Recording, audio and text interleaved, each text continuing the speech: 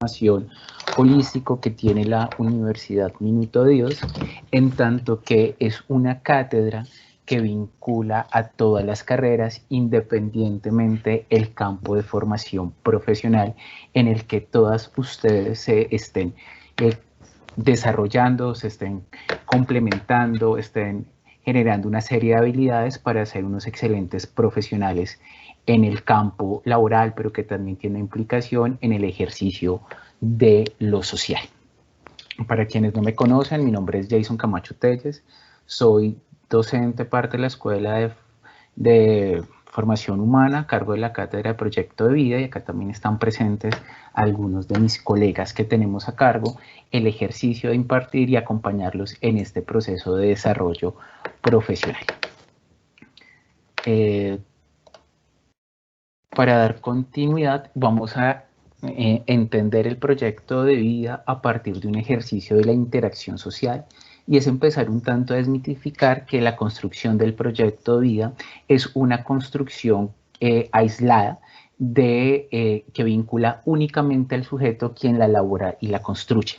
Para entender este ejercicio de una apuesta formativa crítica y por qué hacer un proyecto de vida implica un ejercicio de pensarse socialmente, pensarse el ejercicio de lo comunal que tiene un ejercicio de pensarse lo común a los individuos, es importante entender que el proyecto de vida implica desarrollar el ejercicio del potencial del humano. Y entender este ejercicio de lo potencial del humano es referirnos a todas estas capacidades que nos permiten una interacción social, crear unos marcos comunes, ¿cierto? Que es lo que llamamos una serie de, en el orden jurídico de normas, pero que en el ejercicio del despliegue de la cotidianidad son las normas sociales quienes nos rigen.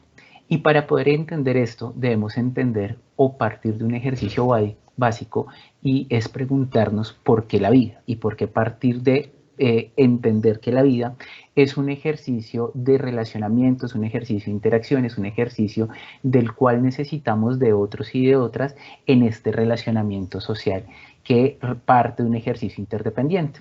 Y acá es cuando vemos que incluso desde el momento en que estamos en la gestación necesitamos del útero, de la alimentación de nuestra madre para tener un proceso de gestación óptimo, de desarrollo adecuado desde el ejercicio clínico, pero que incluso el dar a luz, el pasar por un proceso de parto, sea por cesárea, sea natural, implica que otros individuos estén allí presentes, haciendo posible que uno nazca bajo unas condiciones de salud, bajo unos requerimientos sanitarios, bajo un ejercicio de adjudicación de un nombre que también se convierte en el registro civil, y que todas nuestras habilidades sociales, motoras, de lenguaje, parten a través de esta interacción que vamos a tener con los otros. Por lo tanto, la vida no es este ejercicio que a veces sin querer interiorizamos, que es mi vida y yo hago con mi vida lo que quiera.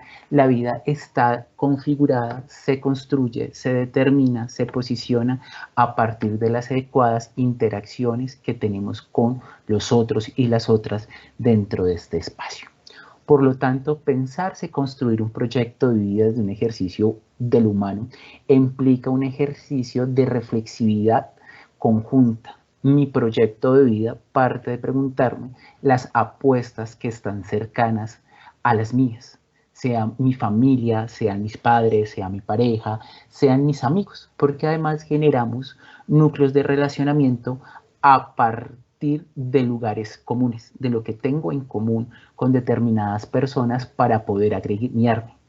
Y esto implica que el construir el proyecto de vida parte de entender los contextos existentes, no solamente en el ámbito cercano que me rodea, que me fortalece, que me permite o no, porque también puede existir la posibilidad de que a veces esos contextos no generen habilidades o potencialidades humanas, pero que sí me permita hacer una reflexividad de cómo organizar una ruta colectiva. Realmente un proyecto de vida debe preguntarse por una ruta colectiva. Y hoy en día, cuando incluso este ejercicio pandémico nos ha demostrado que compartimos más espacios, más interacciones con nuestras personas cercanas.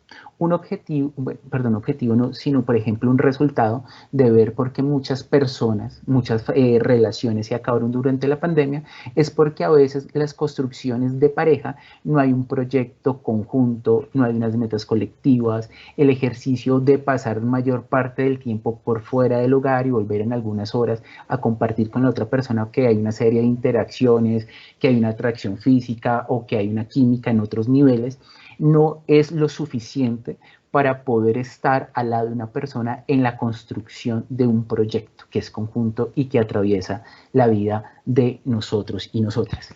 No sé si hasta acá tengan alguna duda, algún aporte, alguna inquietud frente a lo que les hemos acompañado en el proceso de despliegue del curso.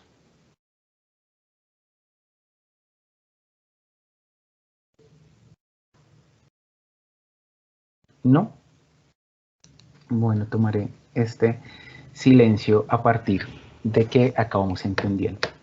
Entonces, entender este ejercicio de proyecto de vida, que no es mi vida únicamente la que yo gestiono, sino que mi vida se gestiona a través de los otros y de las otras en la construcción de unos lugares comunes, nos permite entrar a mirar este ejercicio que planteábamos como eje de reflexión para el día 10, ese pensamiento crítico y que implica parte como un ejercicio a entenderlos en dos niveles inicialmente dentro del ejercicio de lo social. Por un lado, desde una práctica humana que implica la comprensión del entorno. Y comprender el entorno es comprender cómo se agencian, cómo se despliegan la vida de los otros y de las otras que no necesariamente comparten los mismos ideales, las mismas construcciones de vida que yo puedo tener. Y hacer esta reflexión del pensamiento crítico implica uno como sujeto empezar a indagar cómo se construye el entorno de la vida social. La vida social no es homogénea, no guarda unos elementos comunes a todas y todos, pues si bien todos tenemos que trabajar, tenemos que gestionar la alimentación, tenemos que gestionar nuestros hábitos de mantener la salud corporal, mental, física, entre otros aspectos, también pasa por un ejercicio de entender que la sociedad tiene diferentes niveles de comprensión de lo que implicaría este ejercicio de lo común. Y entender este ejercicio de lo común implicará a ir a indagar cuáles son los sentidos que construyen la realidad. Y este es un primer escenario interesante para reflexionar frente al pensamiento crítico y cuando hablamos qué implica la realidad. Por lo general se nos ha inculcado que la realidad es una, al igual que la verdad. Y en el campo de lo social existen realidades y existen verdades que transitan en diferentes intensidades en el mismo espacio que estamos congregados. Y esto lo podemos observar, por ejemplo, cuando estamos en el ejercicio de la universidad. Bueno, en este momento estamos en un ejercicio de restricciones sanitarias, pero por lo general cuando estamos en la universidad compartiendo con nuestros compañeros y compañeras, encontramos cómo las vidas de ellos tienen unos desarrollos diferenciados a los míos, incluso mi forma de apropiación del conocimiento, del desarrollo y administración de estos saberes, de mi formación profesional, varían y difieren dependiendo de unas herramientas, de unas habilidades que las personas han venido desarrollando, pero que no se desarrollan solamente por la capacidad del individuo en sí mismo, que aquí es cuando las personas dicen el que es pobre es porque quiere o que alguien está mal porque así lo quiere para su vida, sino que también hay unas condiciones estructurales que permiten o demarcan que un individuo adquiere un mayor número de herramientas que otras personas. Uno puede hacer este ejercicio comparativo dentro de los procesos educativos y formativos a partir de comparaciones regionales, y no es porque en una región una persona sea más brillante que otra, porque acá no se trata de saltar los regionalismos, sino son las capacidades que se tienen en determinadas regiones, en determinadas zonas del país, que la educación tenga un componente de pertinencia, tenga un componente de calidad, que sea más acorde a las realidades que la sociedad va viviendo en su momento. La educación también va mutando a partir de las transformaciones sociales que vamos teniendo en el entorno. Un ejemplo de esto es cuando uno hace el ejercicio comparativo de la educación universitaria, por ejemplo, en las mujeres. Uno va a encontrar como a mediados del siglo XX la única educación que podían recibir las mujeres en el ambiente universitario colombiano estaba ligado a ejercicios de costura de cocina, y en algunas universidades daban unos cursos que se llamaban psicología para comprender al hombre y ser buena mujer. Entonces, y hoy en día vemos que las universidades, por el contrario, tienen otra óptica, es donde desarrollar empresarias, desarrollar lideresas, donde tiene un ejercicio y constructo mucho más fuerte al desarrollo de capacidades frente a la equidad e igualdad de oportunidades, independientemente del sexo de nacimiento. Entonces, empezar por este ejercicio de la práctica humana me llevará o me posiciona a mí como individuo, como sujeto, a preguntarme si las realidades sociales que están transitando las puedo comprender, en esa comprensión cómo aparece el otro o la otra, ¿cierto?, en el mundo de lo social.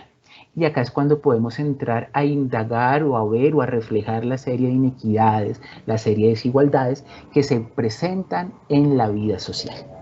Y pensar eso críticamente hace parte de cómo construyo mi proyecto de vida. Es diferente cuando un individuo tiene que, además de subsanar unos ejercicios de habilidades de comprensión, de reestructuración a su ejercicio académico, a alguien que ya las ha venido desarrollando. O cuando encontramos ofertas educativas donde hoy en día se pide el ejercicio del manejo adecuado de una segunda o tercera lengua, y hemos sido desarrollados dentro de un contexto educativo que estas habilidades no eran necesarias en nuestro momento educativo, pero que hoy están llamadas dentro del ejercicio de lo laboral. Y hay un ejercicio de la práctica humana por entender, porque también hoy en día los jóvenes tienen un ejercicio más hábil, más rápido de apropiación de una segunda lengua de lo que lo podemos tener ciertas personas.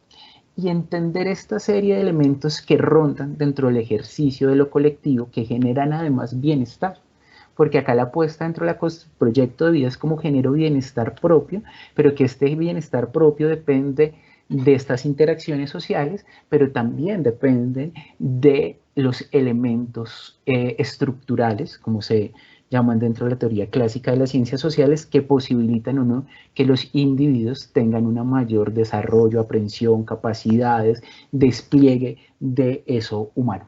Por eso es que la universidad tiene una serie de cátedras, tiene una serie de herramientas que permiten que los y las estudiantes puedan hacer un ejercicio de nivelación, de adquisición y desarrollo de estas herramientas. Ustedes cuentan, por ejemplo, los del primer semestre con CEPLEC, pero también cuentan con el apoyo de bienestar institucional, cuentan con apoyo psicológico, cuentan con una serie de elementos que la universidad ha venido configurando para que desarrollemos ese ejercicio del bienestar, que es colectivo, independientemente que en algunos elementos se llame bienestar estudiantil o bienestar docente, existe un elemento por un proyecto de vida universitario que impacte tanto la formación de ustedes como el ejercicio profesional de quienes los acompañamos.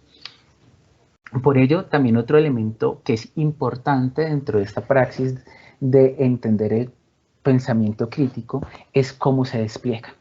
Y el desplegarse es lo que se ha llamado la conciencia crítica. Y esa conciencia crítica está llamada a que los y los individuos generen un ejercicio de autonomía personal, pero también a un ejercicio de comunidad, generando formas de emancipación.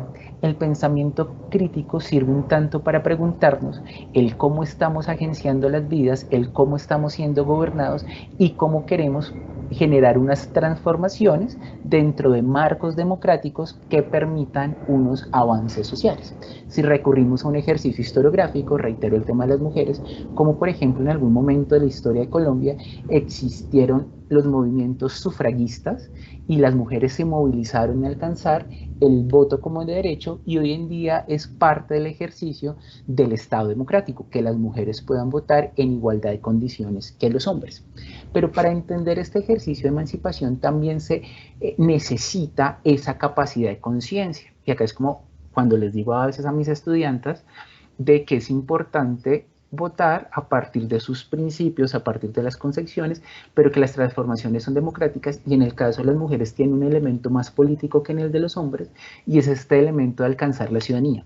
E incluso entre nosotros los hombres también demarca un ejercicio de amplitud dentro de esta conciencia que deberíamos tener y es hacer un ejercicio de recordación que en el caso de Colombia, la votación, por ejemplo, en la época de la colonia, estaba circunscrita nomás a personas mayores de 18 años, casadas por la Iglesia Católica, con hijos y con tierras. Quien no cumpliese todos estos requisitos no podía tener derecho al voto. Entonces, cuando decimos que tener un ejercicio de pensamiento crítico es un ejercicio de práctica, no es un ejercicio de solamente como quedamos viendo lo que pasa, que estamos inconformes y no asumir un ejercicio que esté en el marco de la norma, de lo democrático y de la construcción colectiva.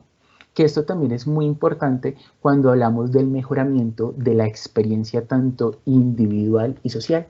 La historia nos ha demostrado que el mejor camino para avanzar los individuos es un ejercicio dentro del marco democrático y republicano, en el caso que nosotros seguimos manejando, y no a través de una serie de insurgencias armadas que hemos visto que ha generado una serie de daños al país. Y esto parte como ejercicio práctico a hacer algo que nos parece complejo a nuestra capacidad humana, porque además nos falta el manejo de una educación emocional, y es el ejercicio del diálogo, un diálogo que sea cooperativo, pero que nos lleve a la negociación.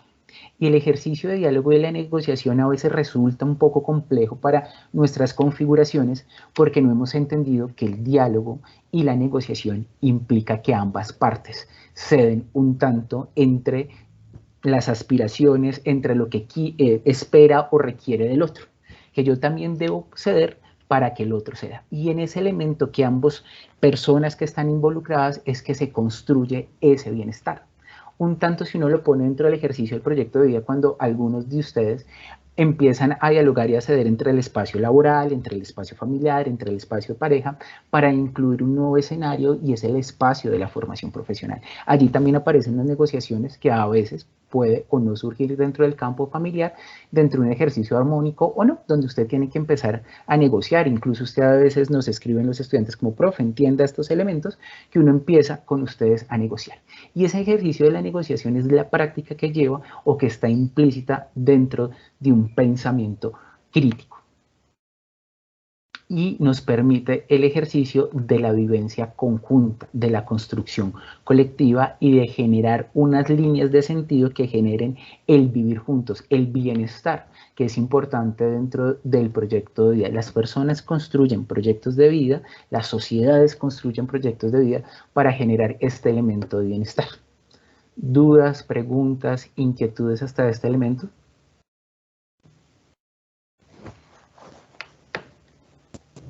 No, señor. No, señor. No, bueno, gracias Viviana, gracias compañera. Entender entonces este elemento de la construcción del proyecto de vida social, porque además uno leyendo los trabajos que ustedes han venido entregando, uno encuentra una posición un tanto individualista frente al ejercicio de la proyección. Entonces, algo que deberíamos empezar a revisar dentro de esta construcción de nuestros proyectos de vida es cómo los espacios, estas interacciones, estas conjunciones posibilitan o no que realmente estemos desarrollando un proyecto de vida eficaz. Y este ejercicio del diálogo, de empezar a mirar las esferas, también nos lleva a mirar un escenario interesante y es el ejercicio del tiempo, la persona, en relación a la proyección de vida. Porque es importante hablar del tiempo dentro de estos escenarios. Y es porque a veces hacemos proyección de la vida, de ese proyecto de vida, lo formulamos en un futuro infinito, como una acción que va a pasar algún día. Y debemos entender que estos proyectos están sustentados frente a la cotidianidad. Y esa cotidianidad exige unas acciones en sí mismas en un tiempo que sea el presente y el ahora. Un tanto como a veces les digo a mis estudiantes, uno debe manejar este ejercicio como si fuese un cirujano. Usted como cirujano no puede decir yo voy a operar a un paciente dentro de 8 días cuando es una cirugía vital, porque ya no pudiera sacar al paciente de la morgue y decir, ahora sí lo quiero ir a operar. Entonces, empezar a entender que el ejercicio de proyectar la vida tiene un tiempo y una planeación estratégica, podríamos llamarle. Puede, y como aquí muchos estudiantes lo desarrollan, que es un ejercicio interesante de retomar sus estudios después de un tiempo considerable de haber terminado el bachillerato, también demostrarán que han empezado a planear qué elementos, tanto de tiempos financieros, de condiciones familiares, han o ya tienen, ¿cierto?, que les permite adentrarse dentro de un nuevo ejercicio de complementariedad de su ser, como este ejercicio de la formación profesional. ¿Y por qué hablamos de la reflexión del presente, que no solamente aplica al querer ser un excelente profesional en el campo que se estén formando, sino que acá es cuando volvemos al ejercicio de lo común y de lo social? A veces creemos que lo que pasa socialmente es importante mejorarlo, pero que algún día va a pasar. Algún día tal vez nuestros dirigentes van a ser tan sabios y van a pensar en los de abajo y lo van a hacer como por antonomasia, y no sucede así.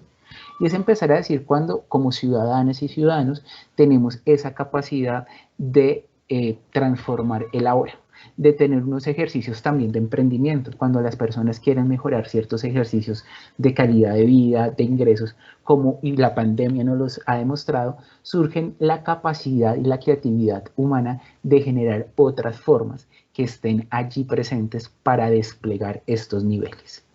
Entonces esto es muy importante, el pensársela ahora cómo lo estoy desarrollando.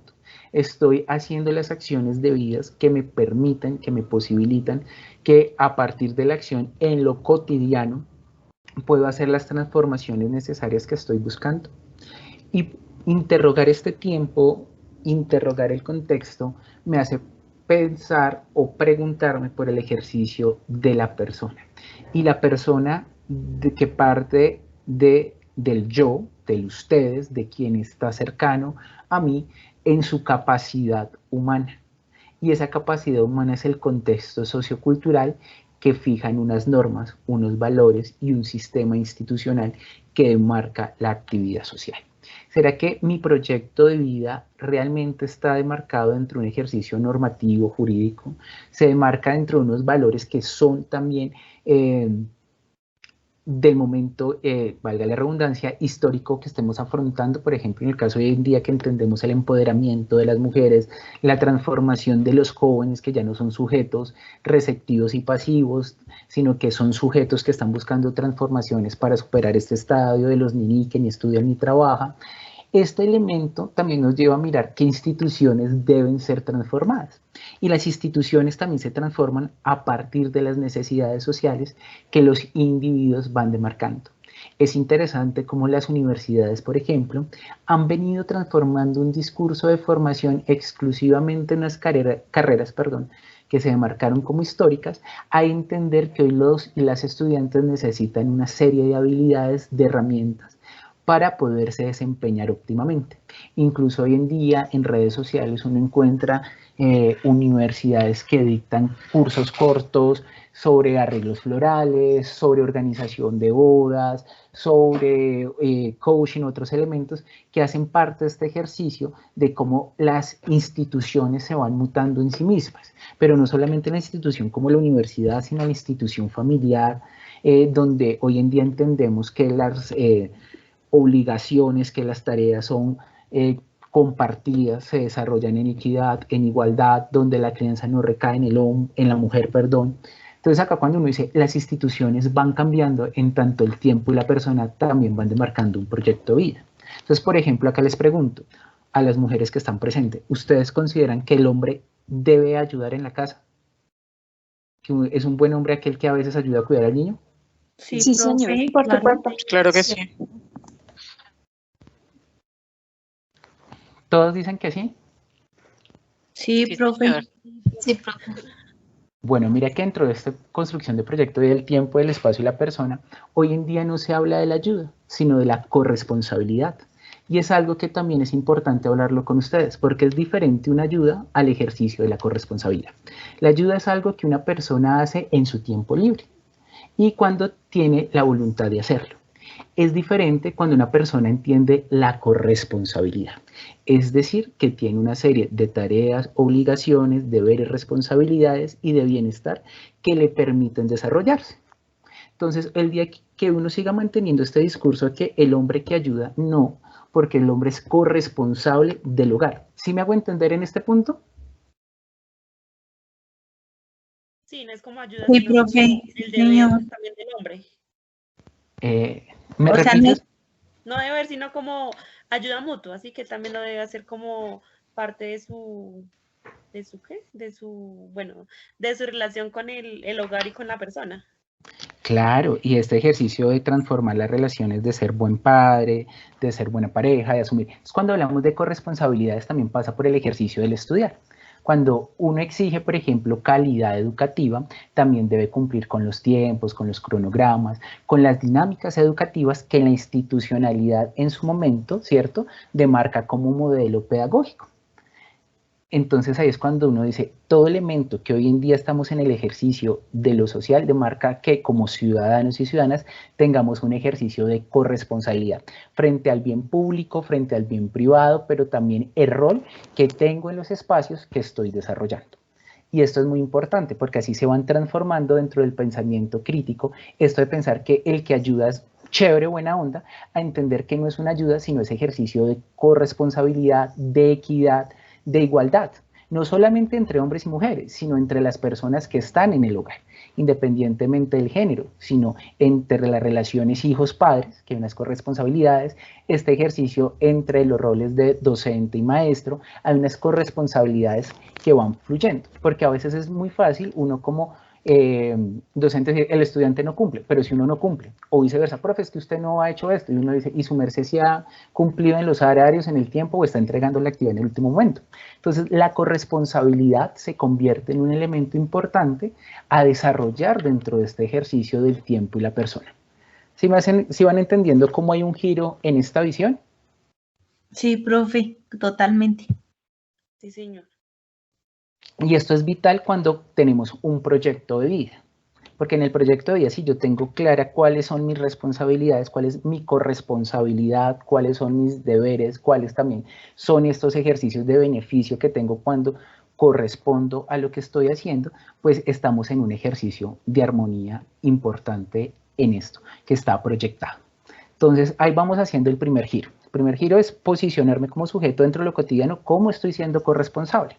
Y esa es una pregunta que muy pocas veces aparece en nuestras reflexiones personales. Siempre estamos diciendo si los otros o las otras están respondiendo en razón de lo que yo considero que me deben responder.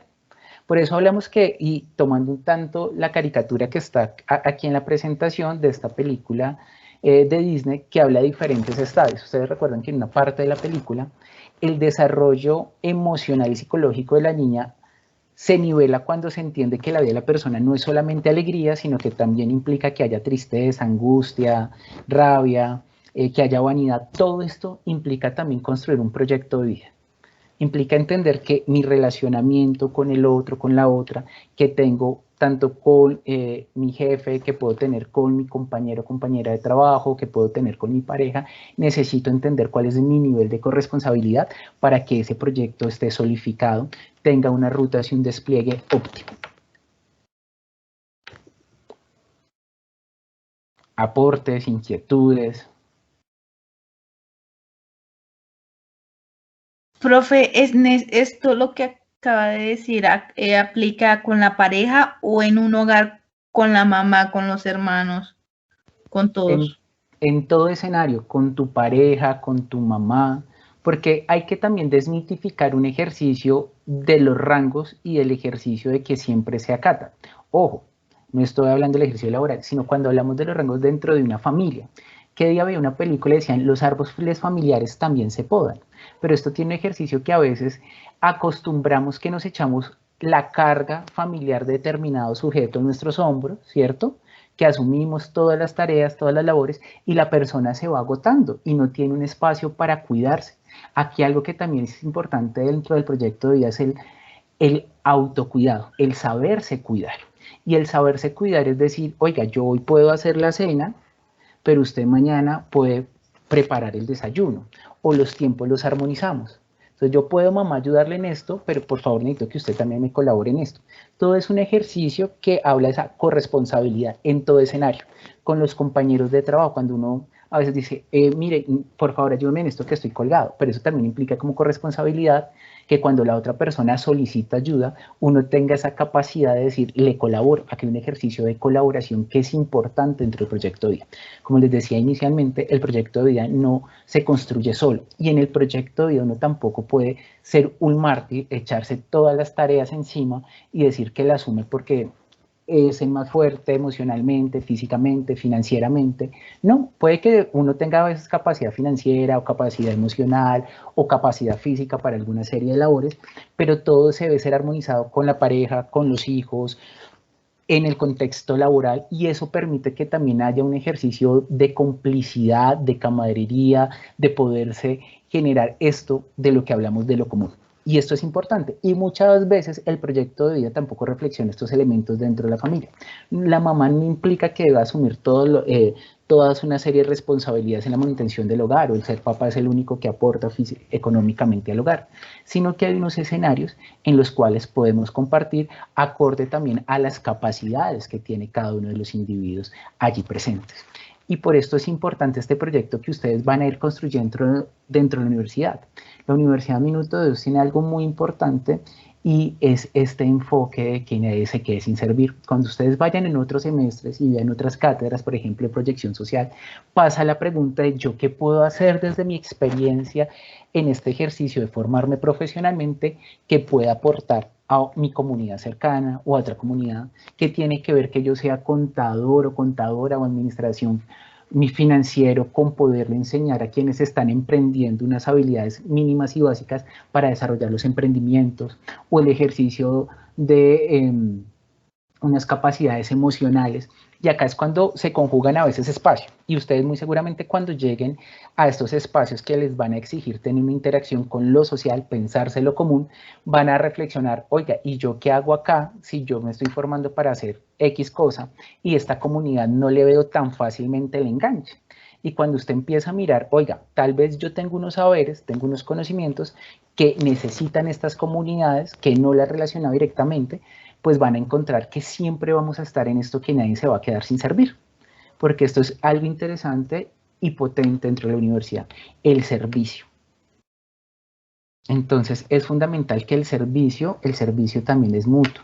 Uno construye para recibir también frutos de cuidado, de atención, y esto es supremamente importante dentro de nuestras vidas, y especialmente dentro de las mujeres, como el ejercicio del autocuidarse tiene esta capacidad, pero también en los hombres de tener una higiene mental cuando a veces hay que asumir que no se puede con las responsabilidades financieras. Esta pandemia también demostró que un gran número de hombres pasaron por ideas suicidas o suicidios porque sintieron que no podían seguir respondiendo con eso que históricamente se había construido del ser varón y aportar en la casa. Este momento histórico también nos ha llamado a pensarnos desde la capacidad creativa, colaborativa y un ejercicio conjunto. Entonces también todos estos grandes modelos, grandes lugares que hemos construido están empezando a reflexionarse, están empezando a mirarse para decir cuál es la capacidad que hoy en día debe tener la sociedad. Por eso es tan importante lo que los jóvenes están haciendo desde hace años, no es este momento de ahora, sino desde hace años, de asumir un proyecto de vida conjunto, y que pasa por los modelos educativos. Por ejemplo, las universidades pasaron de que los jóvenes estudiasen financiados por sus padres, a entender que el joven debía financiarse el ejercicio de formación profesional. Y esto habla del tiempo y la persona, como les decía, crear el espacio en el cual yo tengo la capacidad de solvencia económica, porque tengo una capacidad laboral estable, porque cuento también con unos apoyos emocionales, unos apoyos en otros órdenes que me permiten vincularme acá. Entonces, esto que siempre hemos venido pensando que debería ser el sujeto, va mutando en cada momento histórico.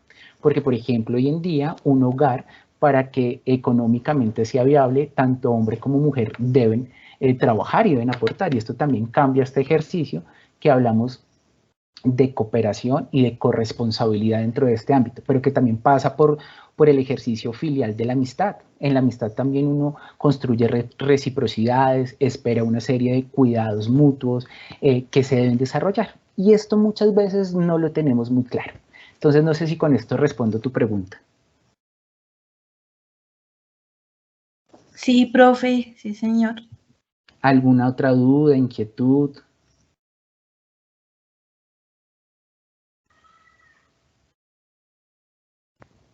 Bueno, hasta acá encuentran elementos que pueden ir complementando con lo que han venido formulando muy juiciosamente en las entregas, en ese blog que están construyendo. ¿Qué creen que pueden ir mejorando?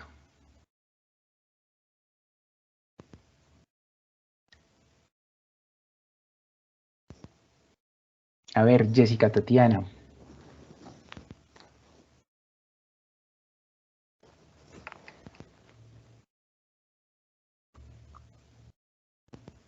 Bueno, voy a tomar ese silencio, como que están ahí todavía meditando un poco. Empezar a reflexionar sobre este ejercicio que habló de la corresponsabilidad, de reflexionar sobre el tiempo en lo cotidiano, de pensar en lo personal, también tiene un ejercicio que es importante, y es decir, que no es el pensamiento crítico. Porque es que a veces en este ejercicio que nos han construido desde pequeños, desde el colegio, desde el jardín, es creer que siempre tenemos la razón de todo. Entonces a veces decimos que lo que pensamos y reflexionamos es así y que los otros están errados. Entonces un primer ejercicio de pensar qué es lo que imposibilita que este ejercicio de construcción colectiva, de bienestar que también impacte en el desarrollo efectivo de mi proyecto de vida, es entender el ejercicio de que yo ahorita les decía de la educación emocional, cómo tramitamos nuestras emociones y a través de esas emociones cómo tramitamos el conocimiento, cómo aprendemos a resolver conflictos. Por eso les digo, acá la universidad construye un ejercicio lineal para fortalecerle esas capacidades. Ustedes también van a ver una cátedra de resolución de conflictos, también hay una cátedra de paz que les permite ir reflexionando cómo la sociedad colombiana, cómo nosotros debemos empezar a agenciar una serie de elementos que no necesariamente han sido desarrollados en nuestras etapas iniciales de educación, pero que hoy en día son necesarias como parte de las habilidades sociales, profesionales y éticas que necesitamos como individuos. Entonces empezar a cuestionarnos hasta dónde mi emocionalidad, cómo respondo a los eventos, a lo que me interpela, a lo que me cuestiona, ¿cierto? Me permite razonar de otras formas. ¿Cómo puedo entender la conciencia del desarrollo del otro, de la otra que está allí presente? Puede que yo no esté de acuerdo con el consumo de X sustancias dentro del organismo, sean cárnicas, sean alcohólicas, sean de índole botánico, pero cuando uno entiende por qué esas personas desarrollan, por qué se construyen esas vidas, uno puede entender que también la moralidad que uno construye no es una moralidad que sea hegemónica a todo el mundo. Y aquí un elemento que uno también debe empezar a entender es que es diferente el desarrollo de la moral a la ética. Puede que yo no esté de acuerdo con el consumo de carnes de animales, pero eso no implica que quien las consuma sea mi enemigo por antonomasia, sino que se debe empezar a construir una ética común por el buen vivir. Y el buen vivir es decir, bueno, tal vez yo no consumo carnes de animales que sean cultivados industrialmente, porque un día incluso la carne se produce a escala industrial, sino que voy a comer animales que su desarrollo tiene granjas más libre, tiene otras condiciones. Y así el pensamiento crítico me lleva a entender que el otro, que no tiene las mismas prácticas que la mía, aparece como contradictor, sino que puedo ir generando unas posibles soluciones para entender el mundo de ellos negociando con mi mundo. ¿Sí me va haciendo entender en este primer punto? Sí, profe. Sí, señor. Y esto también nos lleva a que hay que empezar a desprendernos de ejercicio de fanatismos. Todas las personas tenemos algún nivel de fanatismo, sea deporte, sea en lo artístico, sea en lo político, sea en la religión, que hay que diferenciar de la espiritualidad. Todos los seres humanos debemos tener una conexión espiritual con aquello que nos permita entender lo sagrado de la vida, y la vida tanto de mi vecina, de mi vecino, pero también la vida del planeta, la vida de los seres sintientes. Eso es lo que debemos aspirar, a entender una ética que sea vitalista, como la llaman algunos autores. Más allá de la moralidad, si yo estoy de acuerdo que una mujer tenga falda larga, corta el cabello de X o determinada forma, practique unos determinados deportes, o que los días de descanso son entre semana, los fines de semana, o que un deporte es mejor que otro, o que determinado cantante de determinada línea musical es mejor que la música que yo escucho o viceversa. Entonces, empezar a manejar esta emocionalidad, empezar a entender este ejercicio, desde dónde voy rompiendo los fanatismos que me llevo a negar la existencia del otro, también posibilita un proyecto de vida armónico. A los colombianos nos ha quedado difícil vivir y estar en paz. Y estar en paz no solamente por el desarrollo de un acuerdo de paz, que han existido varios en nuestra historia republicana, sino también la paz consigo mismo y con el otro. Este ejercicio que es un tanto espiritual, que muchas religiones lo desarrollan a nivel global, pero en este ejercicio emocional a veces se nos hace difícil tener paz consigo mismo para podérsela brindar a mi pareja, a mi vecino, a mi compañero de trabajo. Entonces, lo que primero decimos, hay que empezar estos fanatismos a romper para entender que las otras vidas tienen otras direcciones, tienen otras intensidades que no necesariamente son negativas, a menos de que atente contra la vida, que esto es importante, por eso hablamos de una ética vitalista. Entonces también esto nos lleva a entender que si yo rompo los fanatismos, también empiezo a romper el ejercicio de la comodidad. Las personas no nos preguntamos muchas cosas si están bien o están mal, porque estamos en un estadio de comodidad. Y asistimos a un ejercicio de conformismo intelectual. Entonces la gente hoy en día ya no lee a los niveles que se leían antes porque tenemos la información en un tiempo abismal en la historia de la humanidad que hoy en día a través de las redes sociales, del internet, y pensamos que todo lo que sale en internet o lo que nos llega en cadenas de WhatsApp es así. Por eso es que se genera una serie de información como viene pasando con la vacunación o cuando pasaba frente a las medidas sanitarias o lo que puede pasar en algunos momentos claves para el país. Entonces acá es cuando más que esa comodidad de si yo voy reviso, yo voy miro, es realmente como sujetos la capacidad que tenemos de un ejercicio de memoria histórica. Porque en determinados momentos no conocemos las trayectorias de vida de otros individuos, no conocemos este pasado histórico que nos lleva a posicionarnos de determinado lugar, pero sí hacemos una defensa acérrima, tratamos de aniquilar no solamente físicamente, sino verbalmente los argumentos del otro, porque no está diciendo lo mismo que yo quiero escuchar.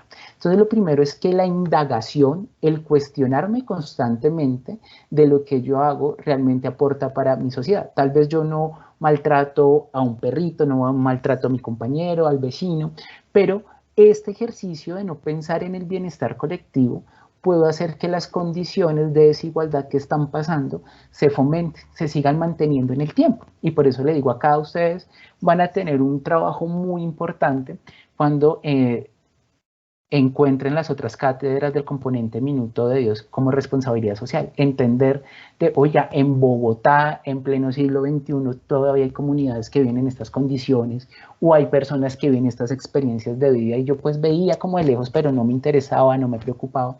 Esto es importante, empezar a tener una actitud crítica frente a lo que está pasando. Ninguna persona tiene una vida o está viviendo una vida porque sí, porque lo quiso. Siempre unas determinantes que permiten que esto se despliegue. Unas determinantes que pueden ser positivas como pueden ser negativas. Así como hoy en día muchos jóvenes que fueron muy juiciosos en su ejercicio de bachillerato y están estudiando con las becas del Estado que vienen desde hace un tiempo. Hoy en día es el programa de la excelencia, pues permite ver este ejercicio, como unas personas que tienen una dedicación pueden cambiar de escenarios, de estadios, pero es la constancia. En cualquier escenario que usted desarrolle, es importante la constancia, la dedicación que se desarrolla. Y uno no puede tener como excusas argumentos otros. Es que yo también soy papá, soy mamá. Claro, estos son escenarios que determinan, pero que uno debe empezar a armonizar. Y se armonizan con la corresponsabilidad. Que esto también es importante para el proyecto de vida. Porque a veces algunas personas dicen, profe, yo no entregué esto porque estaba haciendo X cosa o estaba ocupado con otra cosa, pero cuando usted está en su ejercicio profesional, usted no le puede decir a su jefe, no jefe, yo no puedo hacer eso porque no estuve en la clase. Yo supe que eso me lo enseñaron en la universidad, pero yo a esa clase no puedo ir porque estaba haciendo otra cosa. Entonces también este ejercicio que yo les hablo de la corresponsabilidad pasa por este ejercicio muy interesante que tiene una apuesta muy bonita y es formarse profesionalmente, pero formarse profesionalmente no es solamente para la obtención de un título, para adornar la sala, sino es para adquirir unas capacidades de vivencia en lo cotidiano, de reconocer tanto mis debilidades como mis potencias, pero las potencias de los otros, y cómo generamos lugares comunes de construcción. Y empezamos a avanzar socialmente, empezamos a avanzar económicamente, empezamos a avanzar psicológicamente cuando desarrollamos este ejercicio de paz que les decía. No es solamente el proceso de paz, sino tener la paz interior que tanto necesitamos. Y entender también dentro de este ejercicio de fanatismo, conservadurismo, es el ejercicio de que no existe una sola forma de llevar la vida o de organizar un Estado. Hoy en día, lamentablemente, vemos como la sociedad, entre familias, a veces llegan estos problemas de quién podría dirigir mejor un Estado, y a veces más de quién podría dirigir un Estado también está en cómo nosotros aportamos para que dentro de nuestras comunidades, dentro de nuestros entornos cercanos, estén las condiciones para viabilizar, para optimizar, para fundamentar escenarios de bienestar colectivo. Y esto también ustedes lo pueden desarrollar dentro de la universidad a través de los semilleros que se van conformando en la universidad, que les permiten adquirir otra serie de habilidades, otra serie de herramientas para ampliar su campo profesional, para poder entender que su campo tiene un despliegue que inicialmente no lo tenían contemplado. Entonces también pasar por el ejercicio profesional es pensarse cada vez yo donde puedo ir ampliando mi conocimiento, mis lugares de accionar y de estar. Y esto nos llama a entender unas dimensiones vitales dentro del proyecto de vida. Y es cuando entendemos que mi proyecto de vida no puede ser un proyecto basado en mí solamente, tampoco puede estar basado en los que piensen igual a mí, porque estamos dentro del ejercicio de la exclusión, y empezamos a construir unos lugares que sean vitales. Y empezamos a entender que debemos construir una personalidad que sirva al bienestar. Y esto implica una programación de tareas, de metas, de planes de acción. Entonces, mi meta no solamente puede ser graduarme, sino en ese ejercicio de graduarme, qué tipo de profesional me estoy formando, dónde me quiero desempeñar. Porque es muy diferente a alguien que esté estudiando comunicación social y quiera desempeñarse en la radio, a alguien que quiera desempeñarse en entidades públicas que también tienen cabida, o aquel comunicador o comunicadora social que quiere estar en ONGs, o aquel que quiere dedicarse a los medios de comunicación comunitarios. Entonces parte dentro de un ejercicio de irse perfilando, y ese perfil, ese poder hacerlo, requiere de cada vez ir cuestionando ese grado, no solamente el graduarme, sino qué herramientas necesito para que cuando yo me gradúe tenga un perfil definido, ¿cierto? Tenga unas habilidades que me permitan desenvolverme de una manera óptima. Y la universidad le permite esos espacios para que ustedes los desarrollen, y a lo largo de su carrera van a recibir una serie de boletines, de invitaciones, de espacios como este que les van a ir abriendo la posibilidad de irse preguntando, no solamente quiero ser administrador financiero, sino irse perfilando como un administrador financiero en determinados campos. Y eso es lo importante de empezar a de vincularse a espacios extracurriculares, que es supremamente importante para que esa programación de las metas tenga unas tareas, es como un ejercicio de escalones para poder tener una acción social sobre sí mismo y sobre el entorno que me rodea. Y esto implica un ejercicio de marcar también psicológicamente, algo que no nos hemos preguntado como sociedad hasta el momento, es psicológicamente cómo nos construimos, incluso para tener relaciones no solamente sentimentales, que pueden ser de pareja o familiares internamente, sino para desenvolvernos en diferentes ámbitos laborales, en diferentes ámbitos sociales. Yo necesito aprender a tramitar algo que se llama una higiene emocional. Y era lo que yo hace un momento les hablaba y les enunciaba, cómo aprendemos a tramitar nuestras emociones. Aprendemos a tramitar nuestras realidades y nuestras verdades.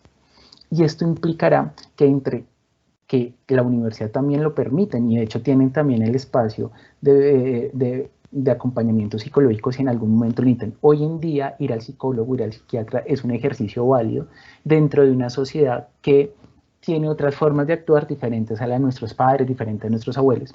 Y por ejemplo, las sociedades que llaman de primer mundo, ir al psicólogo es como ir al odontólogo, es como ir a una revisión de un médico general. Hoy en día debemos desmitificar que quien va a estos espacios es solamente el que se le soltó una tuerca, sino hace parte de poder generar estrategias, de generar empatía, de desarrollar otras habilidades que no, a veces las cátedras formales de nuestros núcleos profesionales no las desarrollamos. Bueno, si usted está estudiando psicología, las va a desarrollar muy bien aquí, pero pues si usted estudia otra carrera que no tiene componente psicológico, pues permite que usted las vaya a ir construyendo, las vaya a ir relacionando. Y también manda a conectar esto, que el proyecto de vida ahora, ¿qué sentido tiene? Este sentido debe ser histórico, y debe ser histórico en tanto que debe ser acorde a lo que las nuevas realidades nos están diciendo y nos están demarcando de nuestras acciones. Cuando hablo de esto es que yo no puedo sustentarme en que nomás voy a ser un buen profesional para proveer en mi casa y no dejar que mi pareja trabaje. Entonces, no, ahí tal vez no, porque hoy en la vida nos lleva a esto. O para tener unas posiciones rígidas dentro del ejercicio de lo familiar, dentro del ejercicio de lo laboral, dentro del ejercicio vecinal, dentro del ejercicio comunal. Entonces también nos lleva a pensar, oiga, ¿será que eso requiero? O el proyecto ya no es solamente comprarme un carrito, sino ¿será que el carro aporta al planeta? Hoy en día hablamos de que es beneficiable para el planeta el tema del transporte público, pero pues que debe ser de calidad, debe generarnos una serie de bienestar, o cuando yo consumo determinados elementos en icopor, en otros elementos, realmente estoy aportando a la vida del planeta. Acá siempre el proyecto de vida debe estar pensado en la vida, pero no en mi vida misma, sino en una vida que está interconectada, que es global y me posibilita la existencia con los otros. Y los otros también es el medio ambiente, y los otros también son los animales, los seres sintientes, como hoy en día se les dice a los animales, porque estamos en un ejercicio de coexistencia. Ya no es solamente la raza humana, sino que hoy en día necesitamos tanto, ustedes han visto anuncios de por qué son importantes las abejas para que la polinización y las plantas sigan existiendo, que nos producen oxígeno. El preguntarnos por la vida va más allá de esa consecución de metas materiales, a pensarnos y a reflexionar qué es la vida para nosotros. Entonces, a mí sí acá me gustaría ir haciendo un cierre, y es de lo que han podido reflexionar acá en el curso, en este espacio que los están acompañando mi compañera Beatriz, Yelsi, Francisco, que han podido reflexionar o cambiar frente a lo que pensaban que era un proyecto de vida. Así me gustaría escucharles. ¿Quién se atreve a hacer la primera reflexión? Bueno, Francisco está alzando la mano. Bueno, yo creo que este tema es un eje transversal, nunca mejor dicho, a la propia materia de proyecto de vida, ¿no? Yo creo que el tema del pensamiento crítico siempre debe subyacer en cada una de las fases o de las propuestas que nosotros podemos generar también a través del curso.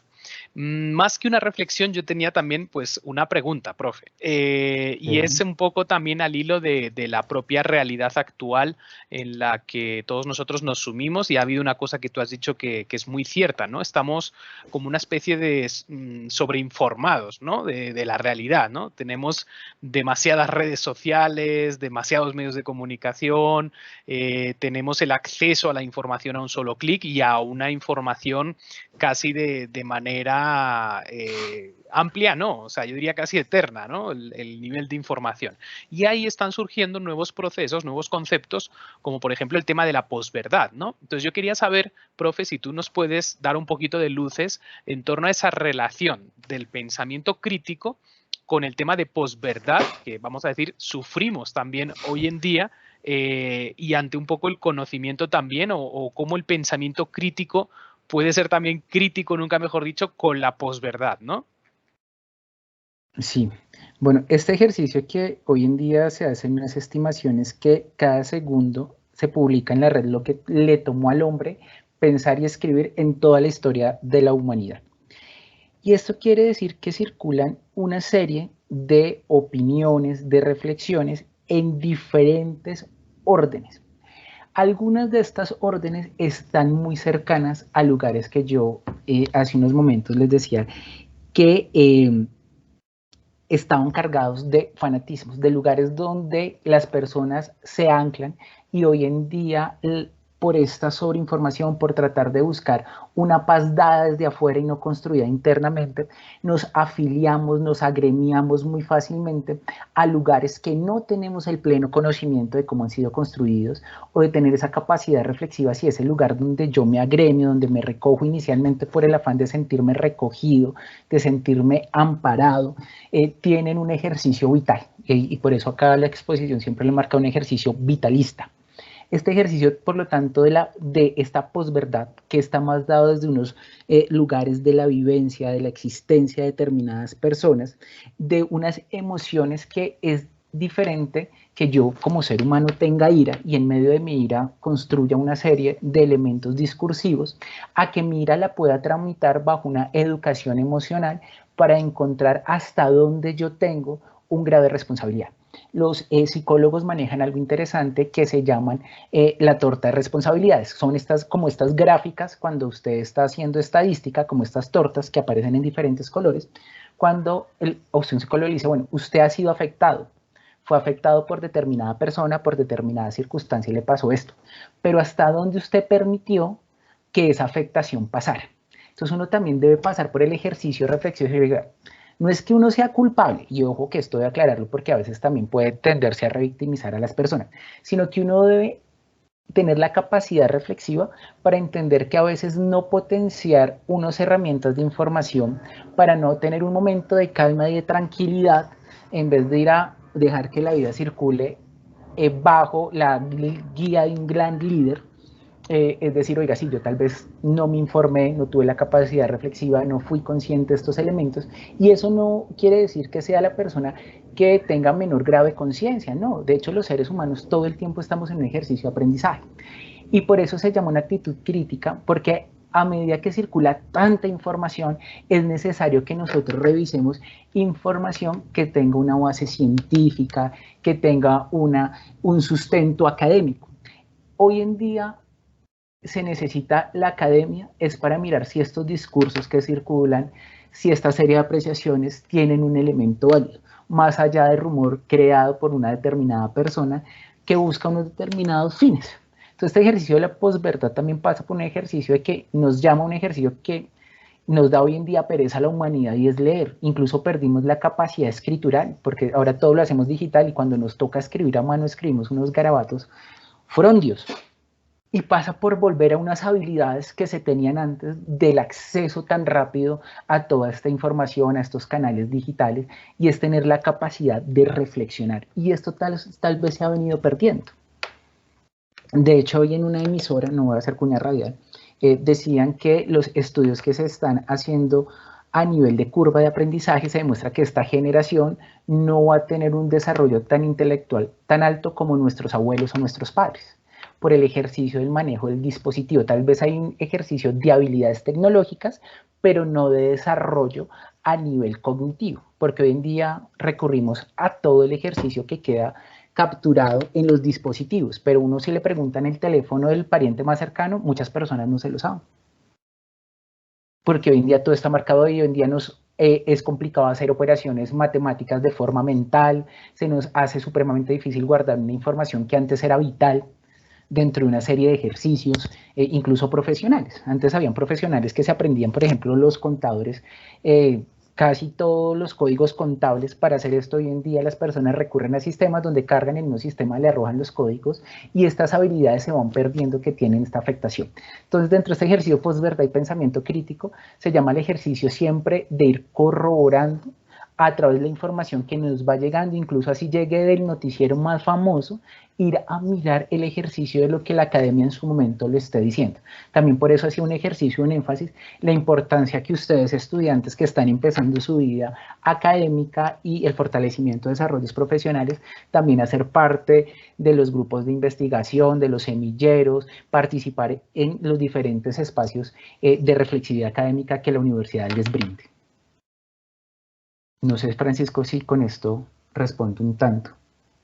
Bueno, yo creo que es una buena acotación y una buena presentación, ¿no? También de todos esos factores y cómo influyen, ¿no? También en nuestras realidades como tal. No sé si alguna más tenga algo más que... A ver, la pregunta es más orientada a los estudiantes, acá Francisco nos ayudó un tanto. Pero era Ángela, a Marisol, Alexandra, Jessica, Lina, Mónica, Adriana, ¿qué piensan o pueden reflexionar de lo que hemos hablado y lo que han venido construyendo en sus blogs?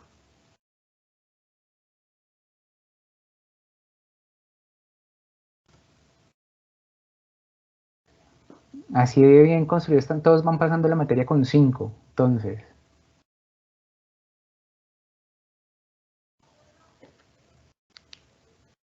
Si alguno de mis compañeros tiene algo más que aportar.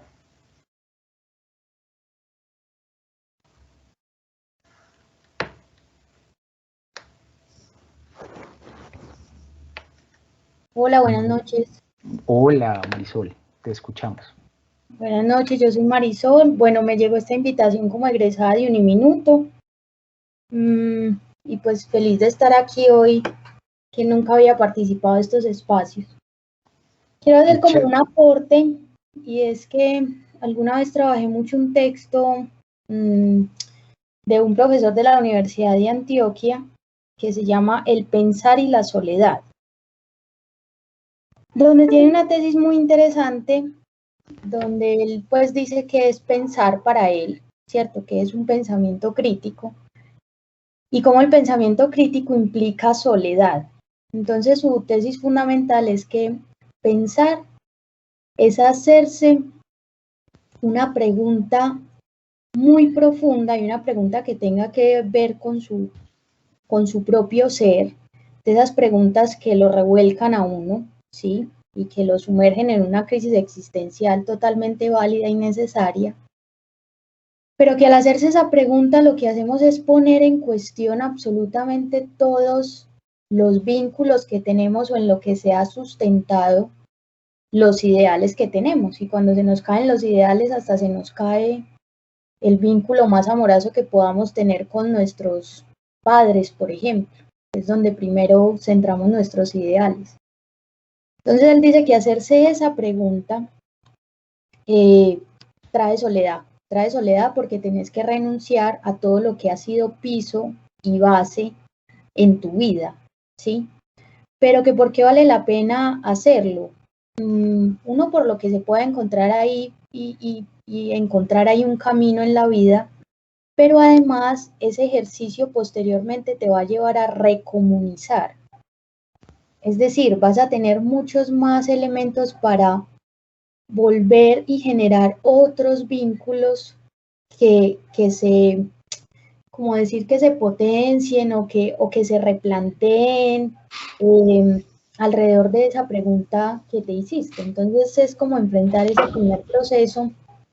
Es como cuando hay un estudiante en una clase que pues es el más crítico o es el más creativo y que de alguna manera no congenia con otros. Es más fácil hacer un grupo de personas con aquellos que tienen ideas similares. Entonces tener la idea distinta te deja a veces en un rincón, ¿cierto? Pero es muy bonita lo que trae esa tesis, que tú lo planteaste mucho y me encantó este espacio eso, y es la posibilidad de hacer comunidad luego de eso, es de recomunizar. Es decir, que al fin y al cabo nuestra esencia como seres humanos siempre está relacionado con la otredad, ¿cierto? O sea, el vínculo con el otro o lo que está implícito en mi yo, que siempre va a ser en conexión con el otro. Entonces quería compartirles eso. Muchas gracias. Muchas gracias, Marisol, por tu aporte. Y lo que llamas es verdad, a veces preguntarnos cosas que en lo cotidiano no nos preguntamos, nos desencajan. A veces nos puede llevar a pensar erróneamente que estamos en el lugar equivocado y querer huir. Y acá más que querer huir de ese espacio equivocado es poderlo transformar. Y hoy en día lo que se valora mucho son los jóvenes como ustedes que están haciendo una serie de preguntas, de cuestionamientos para cambiar, para transformar, pero estas transformaciones, como lo he dicho, deben darse en un ejercicio pacífico, democrático, que llame a la conciliación y a la capacidad creativa e inventiva entre todas las personas que estén allí congregadas. Y esto es lo importante dentro de ello. Pensar críticamente es también entender que los otros tienen una parte de esa verdad, pero que haciendo este ejercicio de conjugar fuerzas, de articular, pues surge la capacidad y la potencia de, que realmente es lo que está implícito y es la tarea histórica que hoy en día tenemos. Muchas gracias, Marisol. Estaba Alexandra hace un minuto con la mano levantada. Alexandra Montero, ¿te escuchamos? Hola, profe. Bueno, agradecerte por este espacio. Se me dificulta un poco la conexión a las 6 en punto. Me conecté ya a las 6:30. Pero me queda clara una cosa y es que independientemente de lo que pensamos, lo que decías a rato de que no comemos una carne, pero tenemos que ser empáticos con el otro y entender al otro. Por lo menos en mi caso, yo lo he vivido mucho en tema de las religiones, porque en mi casa somos católicos y familiares son cristianos, pertenecen al cristianismo. Y pues en el caso mío, o sea, el de mi mamá y mío, yo creo que nosotros somos muy prudentes en eso de entender a los demás, pero en el caso de los otros no son tan así, o sea, no pueden entendernos y siempre pues nos sentimos un poco, ¿qué se puede decir? Como discriminados, o sea, como que las creencias, no respetan las creencias del otro. Entonces estaba pensando en que es muy importante esto y que ojalá todo el mundo lo conozca, porque de alguna u otra forma siempre hacemos sentir mal a los demás, ¿no? Entonces sería eso, profe. Eso me llegó como a lo personal. Gracias. Bueno, Alexandra, interesante reflexión que planteas y parte de este ejercicio, de que a medida que las personas nos van brindando estas herramientas, como decimos, venimos de procesos de educación, de formación social, de comunidades donde siempre el otro hay que plantearlo como enemigo y no necesariamente. Y por eso también hoy en día la importancia de cómo vamos transformando conocimientos, saberes y vamos generando cambios. Cambios que dan unas nuevas formas de ser, unas nuevas formas de entender y otras prácticas. Y acá yo pongo el mejor ejemplo y es, por ejemplo, cómo llega la educación ambiental a los colegios y hoy en día parte de nuestras vidas y fue hace unas generaciones cuando a los niños se les empieza a decir en el colegio que hay que cerrar la llave, que hay que apagar bombillos, se les empieza a hablar del planeta y llevan este discurso a los adultos. Empezar a llevar este discurso a veces con quienes tienen mejor capacidad de transformar inicialmente lo que piensan, que son los adolescentes, que son los niños, también permiten que los adultos poco a poco vayan entendiendo esta capacidad de entendernos en otros niveles. Así que interesante lo que dice y por eso la potencia de empezarnos a educar. Estamos en un proceso de formación que no solamente es profesional en esta universidad, sino que también es humano y empezar entre todos poco, ir a poco, a ir entendiendo las vidas de los otros sin hacer sentir mal a las otras personas. ¿Alguien más quiere tener un aporte? Bueno, Francisco ya compartió en el chat la lista de asistencia al evento de hoy. Esperamos en los próximos eventos contar con una mayor presencia, que por favor ayuden a transmitirnos con sus compañeros y compañeras de estudio estos espacios que son importantes para estas reflexiones que a veces por la estructura curricular no se desarrollan en otros espacios.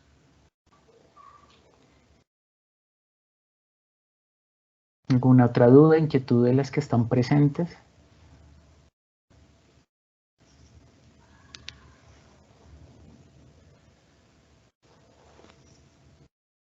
Bueno, Roxana dice que gracias y que feliz tarde. Muchas gracias. Bueno, yo les quería agradecer a ustedes por participar.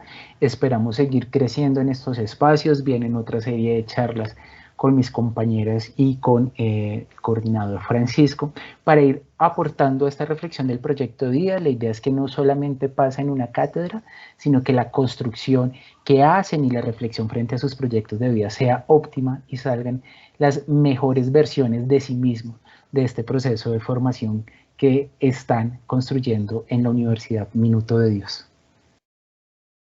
Entonces, si no tienen más dudas, más inquietudes, entonces les doy las gracias por haberse conectado y los esperamos en los siguientes eventos. Los links serán compartidos por nosotros los maestros a través de las aulas y diferentes espacios de comunicación institucional con los que contamos. Así que muchas gracias y feliz noche. Muchas gracias. Vale, profe, muchas gracias. Feliz noche. No olviden el listado de asistencia, tienen el enlace en el chat para que puedan cumplimentarlo. Nos queda también pues ese registro también para nuestras clases y bueno, desearles también una feliz noche a todos. Muchas gracias por la asistencia.